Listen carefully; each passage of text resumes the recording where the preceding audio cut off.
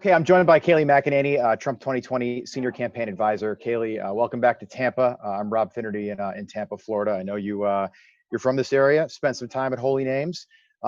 This is a very big day for the Trump campaign, obviously, and the Biden campaign. Closing argument time. I think it's safe to say that what President Trump did in 2016, that was miraculous. I don't think if you asked him 10 years from now if he really expected to win in 2016, he might hedge a little bit. The confidence of the Democrats. Let's remember 4 years ago, Hillary Clinton held a victory party inside a room with a glass ceiling.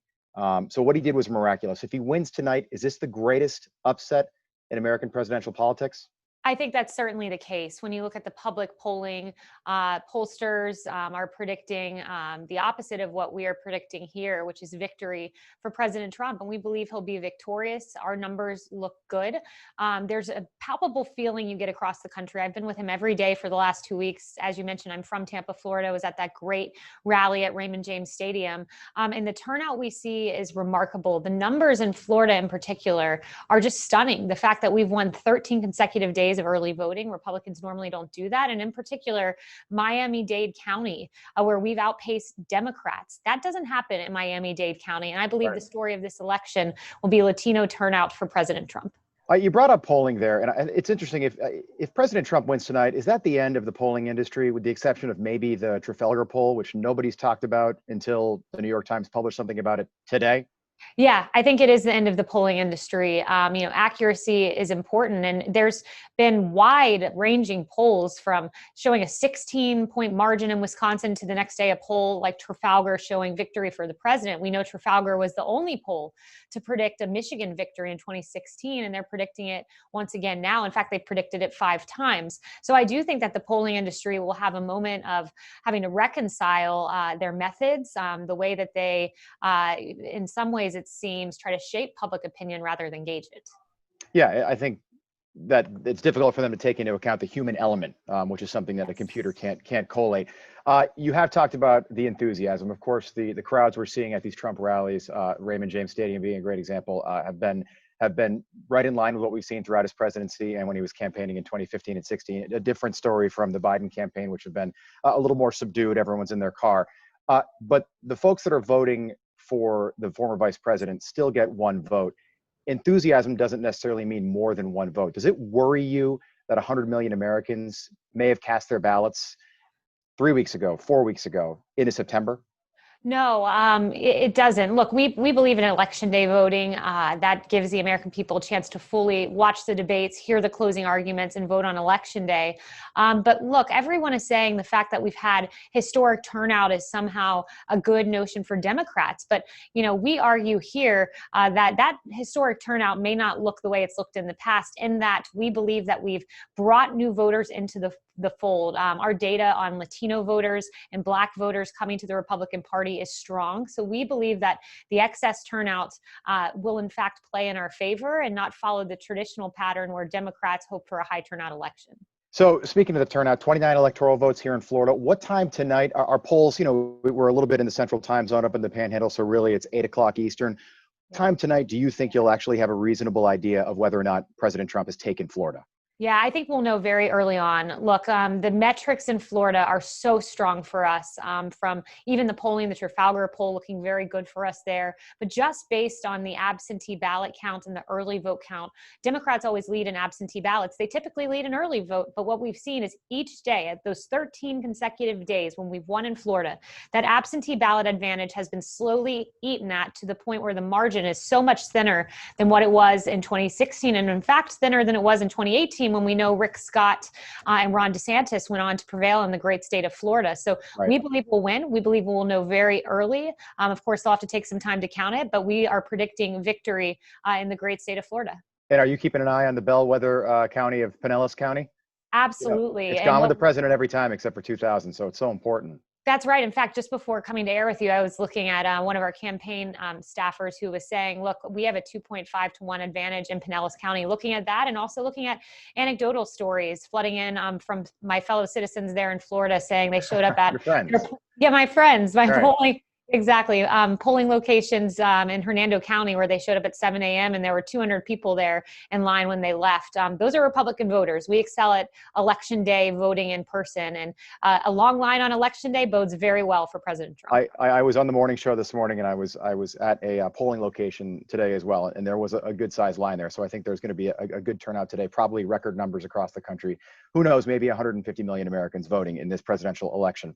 I've heard you mention Joe Biden's basement campaign strategy, especially a few months ago over the summer, and you've intimated during several of your press conferences that he might be in some sort of cognitive decline. Now, the president hasn't jumped on that on the campaign trail, but is that something that you guys are believe in the Well, administration? look, first, let me say the campaign has been the one making that case about Joe Biden. And I think, look, the American people can watch and they can see for themselves and ask themselves, is Joe Biden up to the task? And I think the answer is no. I mean, he thinks he's running against George when in fact he's running against Donald Trump. He's made several gaffes. In fact, yesterday, confusing Medicare and Social Security, two key programs for our seniors. He's not up to the task. I think that's very clear. He can't keep up with President Trump. Look, we've been in 34 places in the last few days. And his basement strategy is real. It's been largely hiding in the basement, not having an aggressive campaign schedule. And I can tell you, there's no breaks in the White House. There's no breaks when you're president of the United States. It's around the clock. And so for Joe Biden, I think not having the ability to keep up, that means that Kamala Harris is the president. And that is quite scary because that means the radical left would be ruling the White House. Do you think that if President Trump does win another 4 years, Dr. Fauci is gone? I'll leave that to President Trump. No personnel decisions at this point, but President Trump wants the best top medical experts who will make the best decisions for our country at the top. And he has vowed this: no lockdown. You can open up safely with President Trump, or you can lock down immediately with Joe Biden. So he'll have in place experts and doctors who want to reopen the country in a safe and effective manner. And by the way, the stock market is up today, and I'm not sure if you even know this, but if the stock market is up 200 points on an election day, the incumbent wins. I think it's 94% of the time. Oh, that's a great new fact. It's Wow, up about 400 points right now, but of course, the day is young.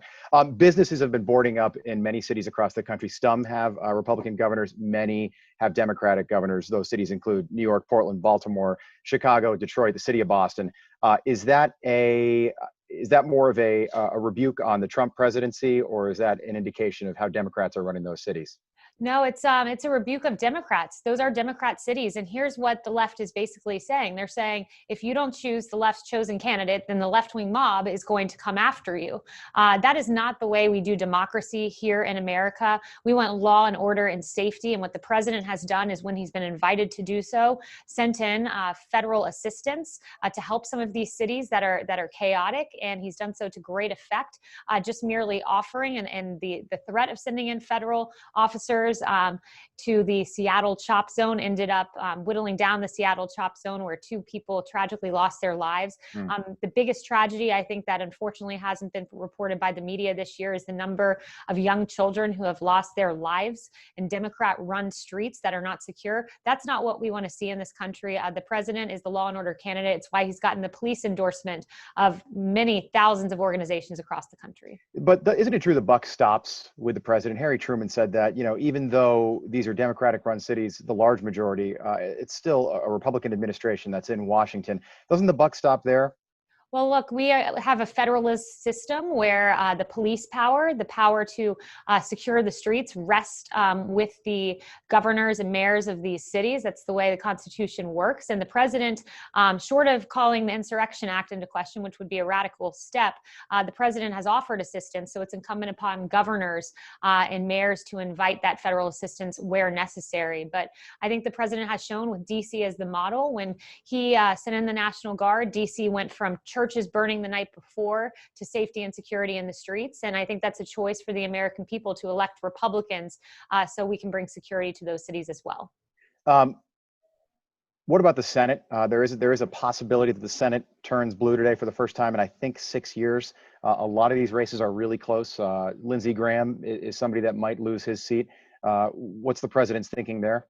So we believe that the president is the ultimate game changer when it comes to lifting down ballot races. So whether it's congressmen or senators, having the president on the ticket's a net positive. It drives supporters to the polls. In 2018, we expanded that majority in the Senate, lost the House, but we believe it would have been a much different scenario if President Trump's name would have been on the ballot. So be it Lindsey Graham or Martha McSally or Joni Ernst, this president's a team player. He campaigns for men and women up and down the ballot. And then we believe that that'll be a game changer when he prevails. So too will those senators. Susan Collins, it's going to be interesting to see how it plays out. Kayleigh, I don't want to take too much of your time, but this morning the president sort of hinted that there's a possibility of declaring a premature victory. We know that states like Florida count their ballots prior to Election Day.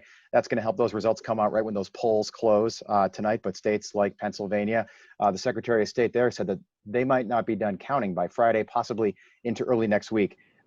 Is there a possibility, or have those conversations taken place?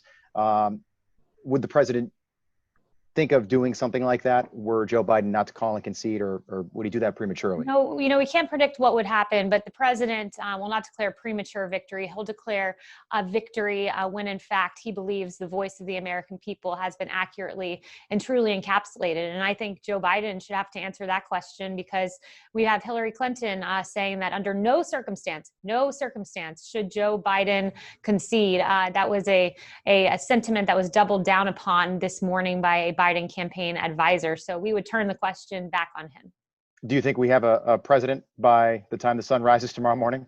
We'll see. It's going to be very complicated because of the Pennsylvania ballot situation where they're allowing ballots to come in 3 days later. That's not the way elections work or should work. So it'll be complicated. We'll see what happens, but we certainly are hopeful that there will be no litigation. I believe it will be a President Trump landslide, and we believe the American people deserve to know on election night or in the early morning hours thereafter, just like we've known in really every election in modern history, save Bush v. Gore, which I don't think the country wants to return to that kind of predicament. No, that was 35 plus days of Florida torture. remembers that. Yeah, absolutely. Do you think that all roads do go through the I-4 corridor and Florida? Absolutely.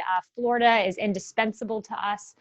We're in a much different place now when we're going into Election Day, believing that Florida is staunchly in our column. So it all run through Florida, and of course the I-4 corridor being central. I'd add into that Miami-Dade with our Latino surge.